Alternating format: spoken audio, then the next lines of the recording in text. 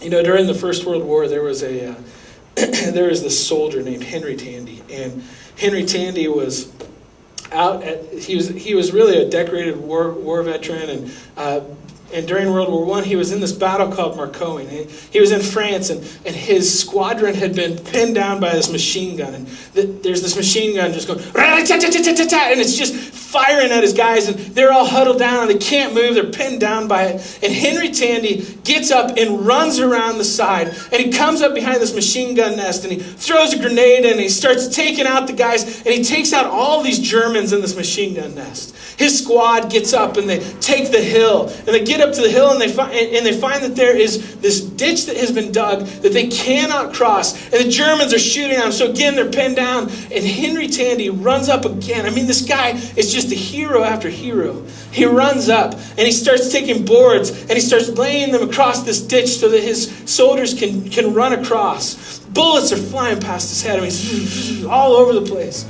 Tandy gets it to where his squadron starts running across, and they're attacking. And then in the middle of the fight, he decides they're getting close to the Germans, and they're getting up to where it's going to be like hand-to-hand stuff. And so they take their guns with the bayonets on, and Tandy leads a charge into the territory of the Germans. And he starts just taking all of his soldiers with him, and they're fighting, and they're killing, and they're starting to overwhelm the Germans, who really had outnumbered them. The battle starts to die down, and it starts over here. They're starting to take captive some of the German soldiers, and there's still some shooting going on over here. And Tandy is walking from one position to the other, and he sees out in the distance this German soldier come out.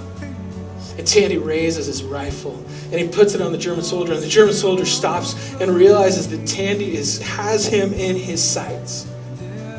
Tandy goes to squeeze the trigger, and right before he does, he sees this blood coming down on this soldier, and he realizes that the soldier has been shot and has been wounded already.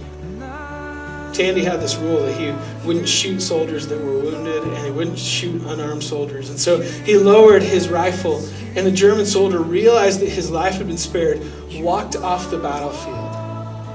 It wasn't until years later that Henry Tandy would realize that the German soldier, the young German soldier that he saw that day, was none other than Adolf Hitler. I can't imagine being Tandy and thinking, one bullet, I could have saved the lives of millions of people.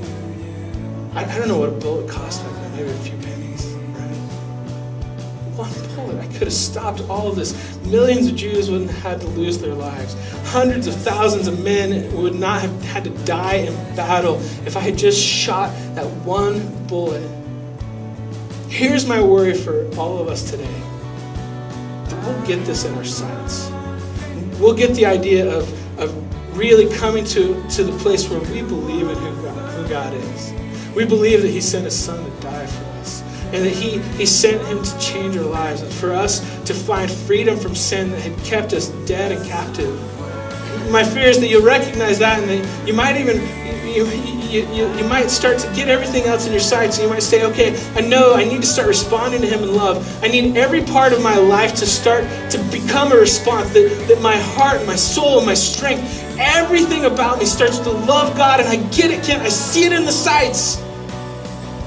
And my fear is that you might start to get that in your sights, and you might start to think, oh gosh, if I could just start to instill this in my kids, or even my future children, or my adult children, if I could just start to take some of this stuff and start to put into their life the story of what God's been building into me, I could really see my children be successful and see them start to really come to know God, and that their lives will be eternally impacted.